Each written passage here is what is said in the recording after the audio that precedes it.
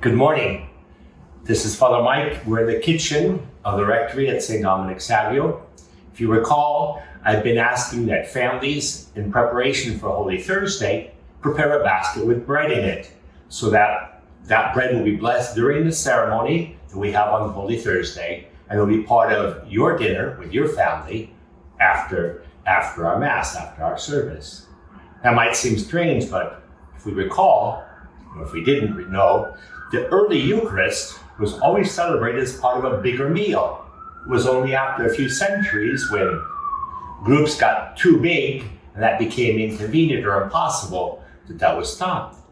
But it's not strange that the Last Supper was a real meal in which Christ instituted the first Eucharist. The second thing is bread was always very important, but maybe in your family, maybe it's not bread, maybe it's tortillas or some other thing. That's up to you. Now, I thought, well, if I have some extra time, why don't I make the bread that we here at Savio are going to eat after our service? So that's what I'm going to start now. I'm going to show you a simple recipe. We'll put it on the website and let you imitate it. Buenos días, estamos aquí en la cocina de la casa de los padres, los Esperemos en St. Dominic Savio, Santo Domingo Savio.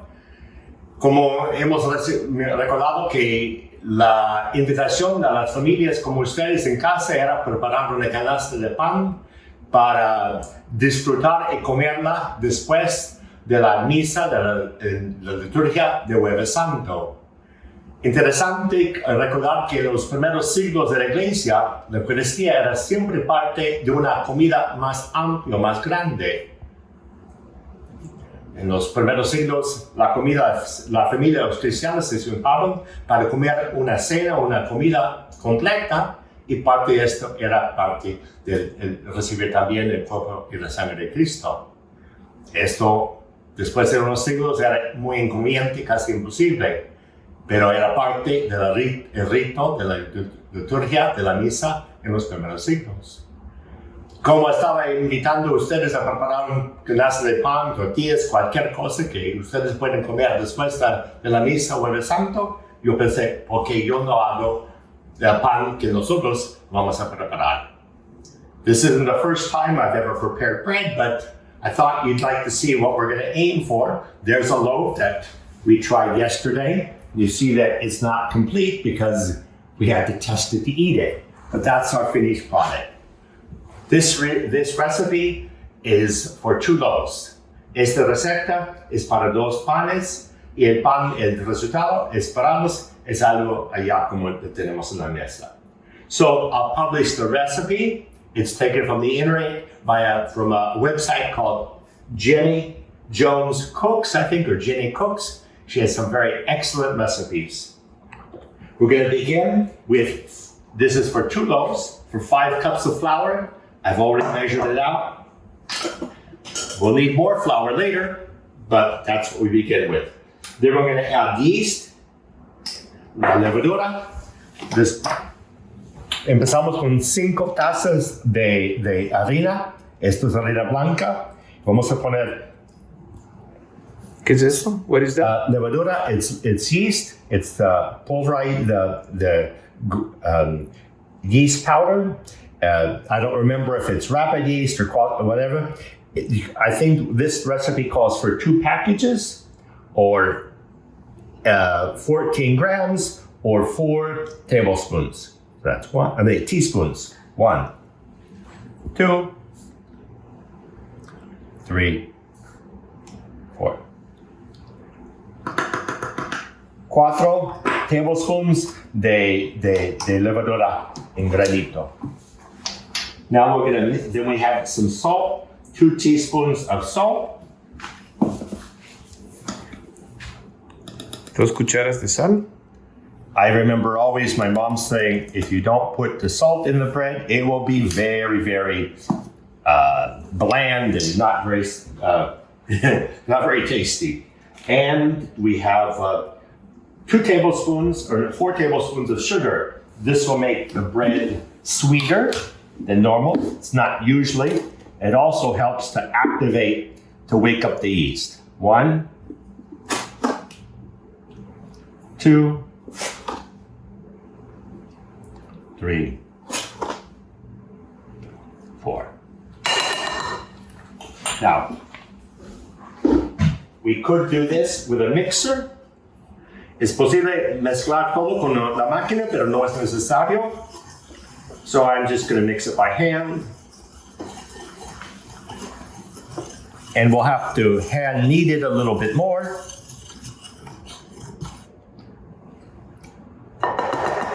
Now I have some milk. I need it to be 120 degrees. It could be a little less. I'm going to mix it up, heat it a little more.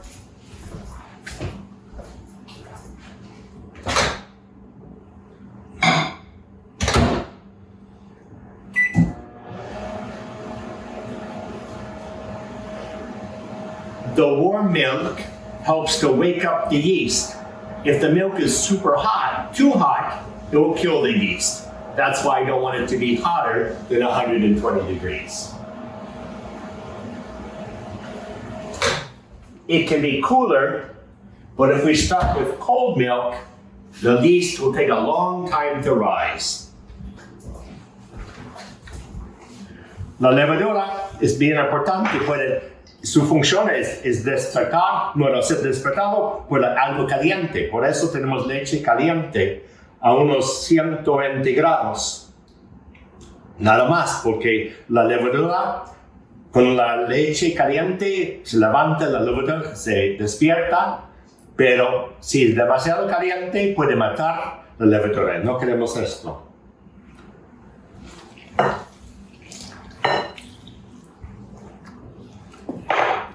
And to that, I'm going to add 14 tablespoons of oil,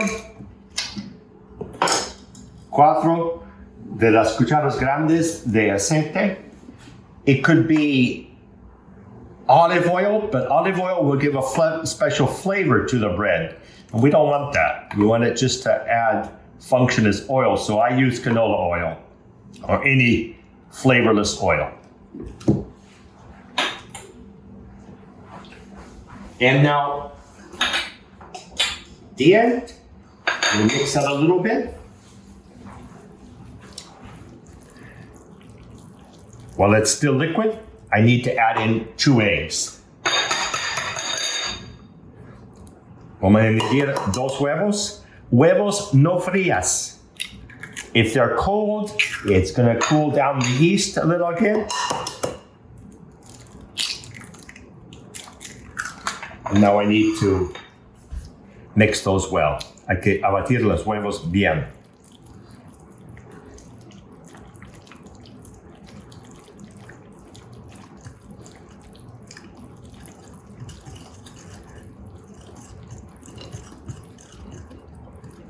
I'll check to make sure I didn't forget anything.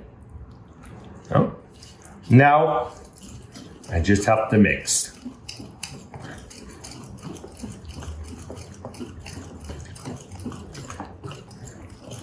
Slowly, the flour gets incorporated into the masa, the dough.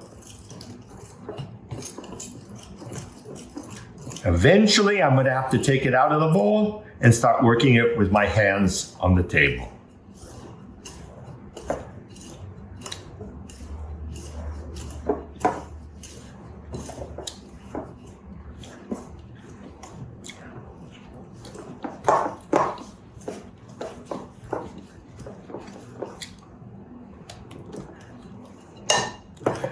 It's quite sticky. That means that I'm going to have to be adding a lot of additional flour.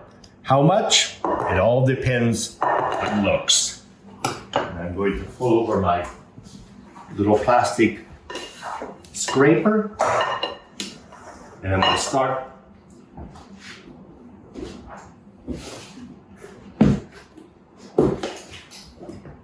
The recipe says I need about a half cup more, but I found that I needed much more than that. When it's finished, it's not going to have any stickiness. Ahorita la masa es muy pegajosa y al fin no debe ser así. So for that, I'm going to add it up put it out on and begin to add more flour.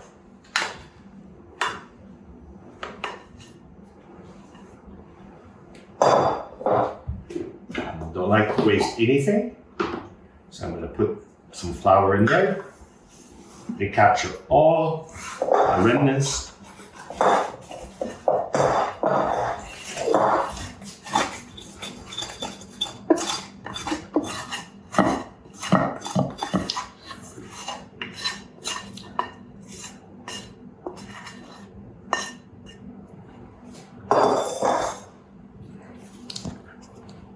It's very sticky.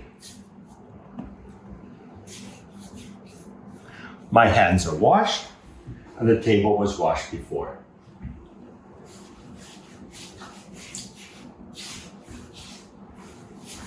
Now let's see.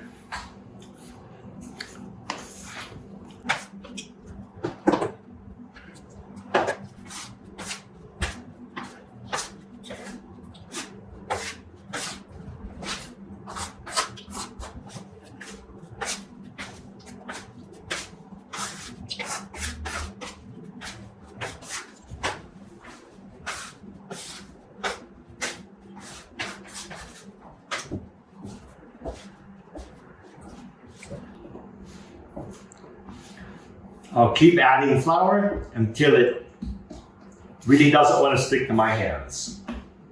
But I'll start doing it very little. And I begin turning it and pushing it down.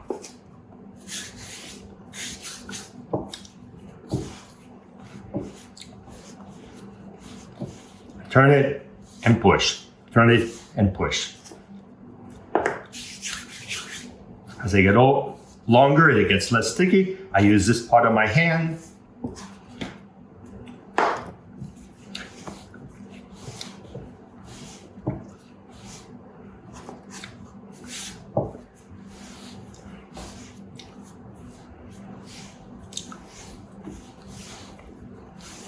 Because of the egg and the milk, it's has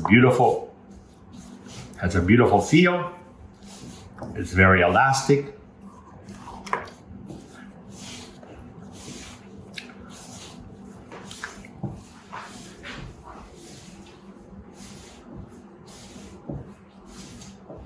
They say you can mix it too much, but most of the time, that's not the problem.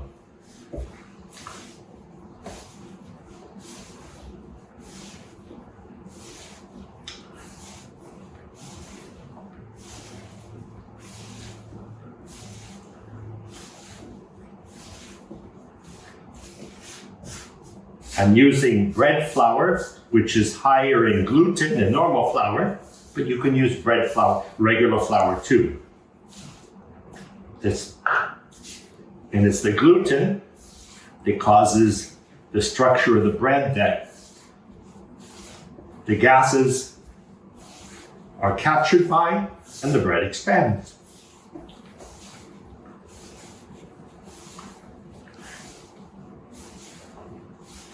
Now I'm going to start counting.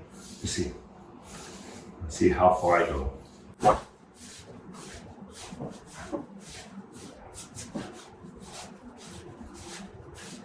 Now if I need more flour, I put it on the base, because I want the bread to pick it up itself.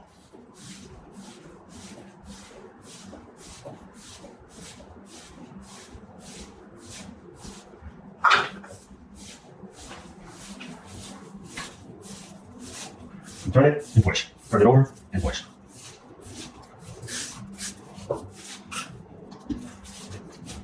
It's getting a little sticky on my hands.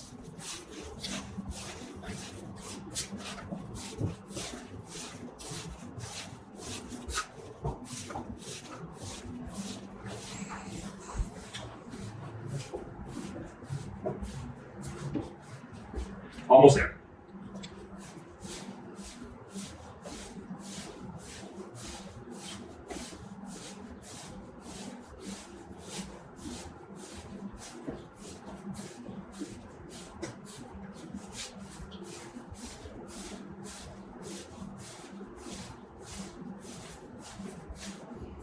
and no, because it doesn't want to kind of not sticky enough to fold itself in, and I'm ready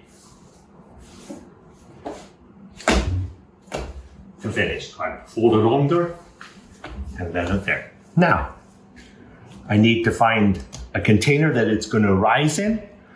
It will rise for until it's double in size. I prefer a little even bigger, maybe 2 hours. The secret is to find a warm place to let it sit and slowly rise. If it's in a cool place, a cool breeze, an open window, that will kill the bread. So it needs to be on a kitchen that's warm or a warm place, not too warm. And you need to check it every once in a while, because until you get accustomed to the temperature of your house or doing bread, it could overrise. We don't want that. We don't want to heat it up.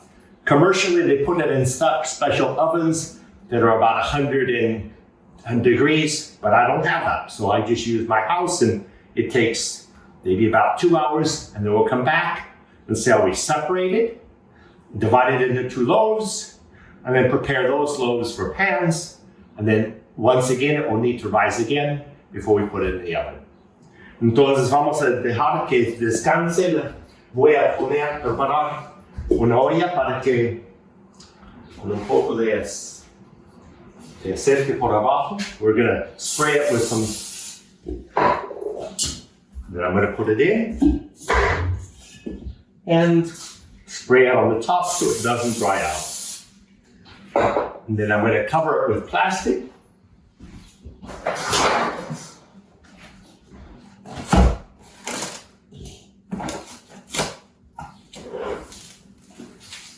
Not too tight.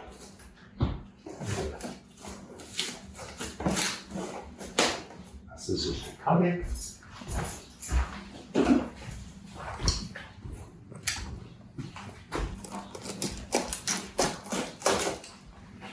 Then I'm going to put it in my safe place. Sometimes the kitchen here is too cold, so I'm going to put it in another place and wait 2 hours for it to rise, double at least in size.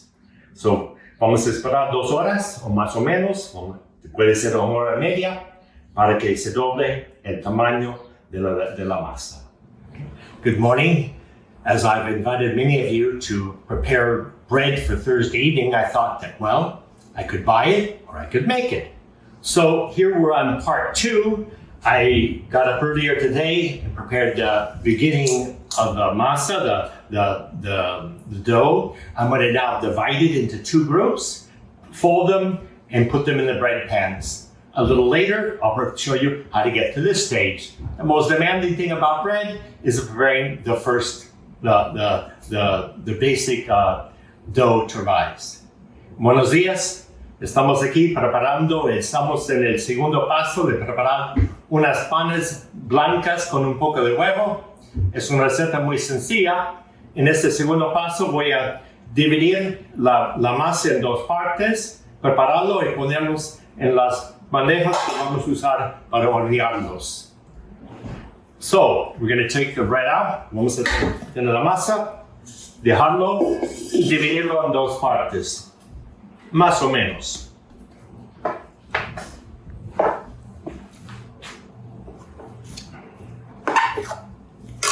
And then I'm going to punch it down. This takes out all the extra air, excess air.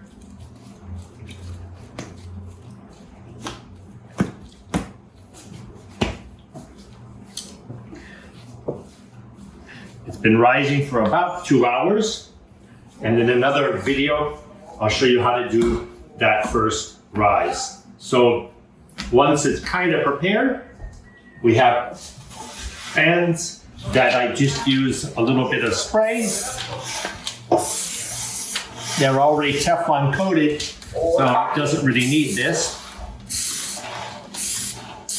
And I use parchment paper to put on the bottom so that it just doesn't stick and it makes it a little easier. Estamos usando bandejas que estamos preparando con un poco de aceite, spray. También estamos usando papel de parchment. Eso nos ayuda para quitar el pan cuando ya está preparado. Now we're just going to form it. Vamos a formar los panecitos. Otra vez es una receta muy sencilla.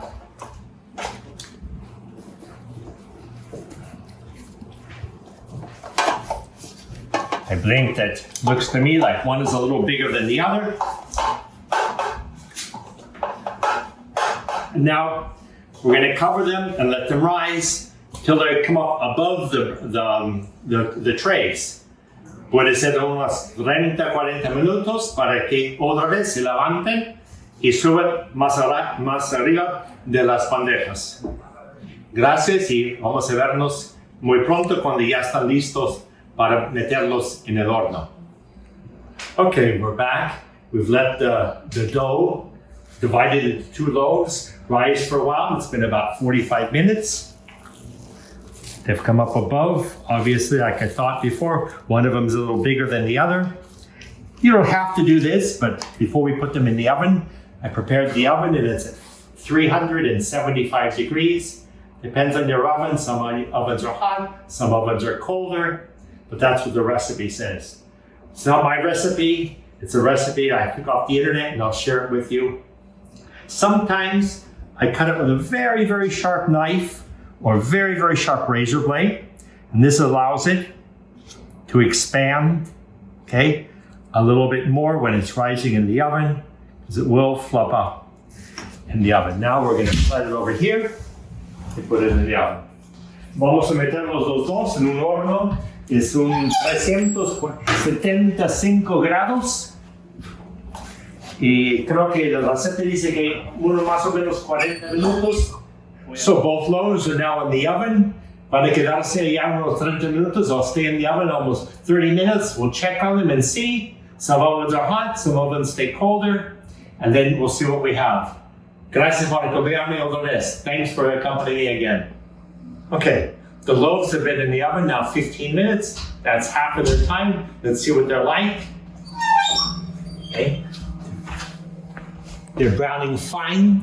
They might be getting a little too brown, so I'm going to place a piece of aluminum foil over them so they don't get too brown and they continue to bake. Spanish?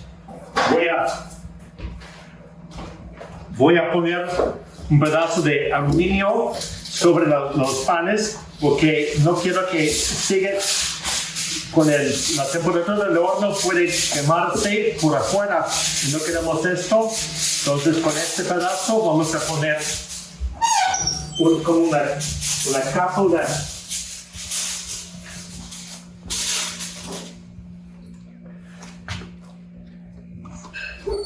vamos a ver. So with that piece of aluminum foil, we'll keep the outer layer from burning. We'll be back in 15 minutes to take them out of the oven. Go. Okay, the bread's been in the oven now half an hour. It should be ready. Let's see. El pan ya está en el horno media hora. El bread debe estar listo. Y vamos a quitar la tapa. Un momento, tengo guantes. Porque está bien caliente.